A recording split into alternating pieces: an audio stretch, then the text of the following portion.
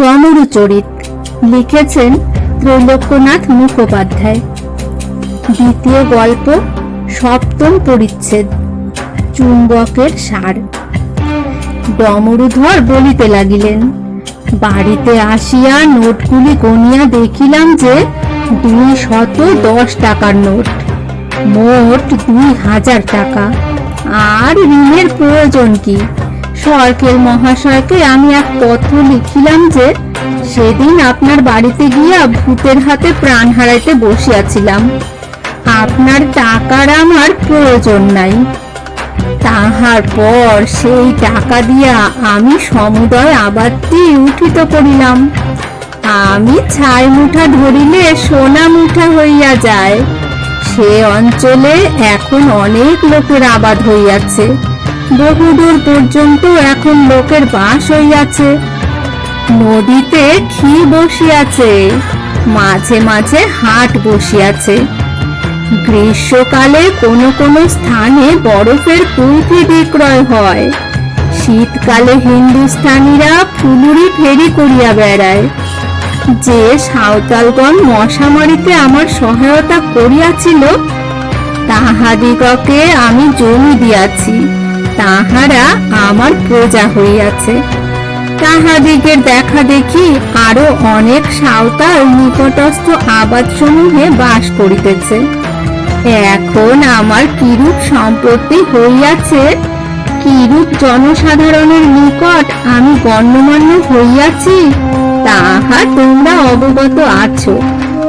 শ্বশুর প্রহ্লাদ বাবু সম্বন্ধে আমি যে ভবিষ্যৎবাণী বলিয়াছিলাম, তাহা পূর্ণ হইয়াছে।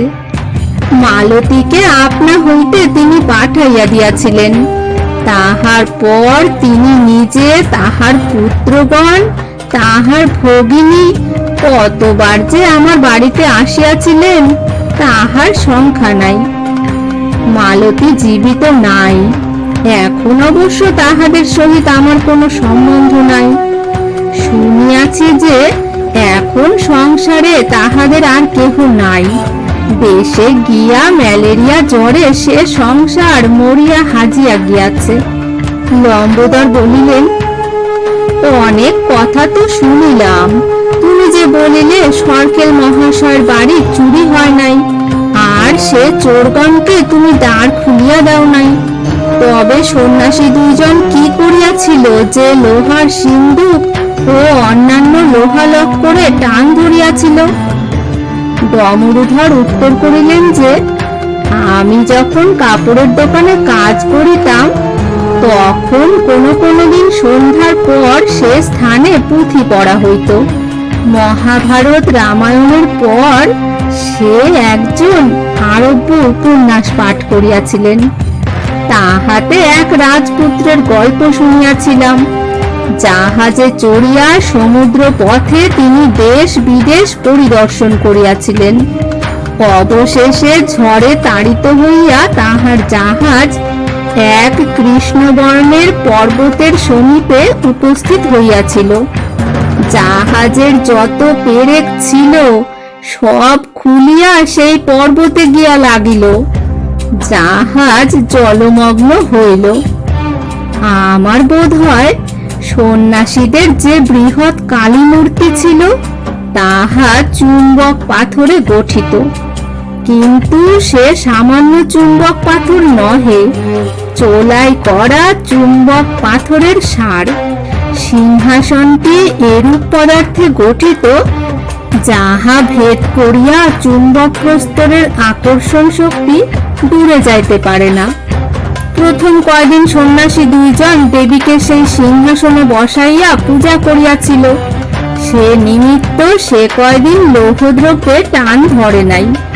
শেষ দিন গভীর রাত্রিতে তাহারা দেবীকে সিংহাসন হইতে নিম্নে রাখিয়াছিল।